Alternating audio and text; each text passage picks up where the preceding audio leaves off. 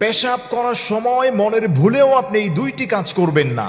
যদি এই দুইটি কাজ আপনি করেন, মারাত্মক ঝুঁকি আপনার হতে পারে। আল্লাহ তাআলা আপনার উপর লানত বর্ষণ করবেন।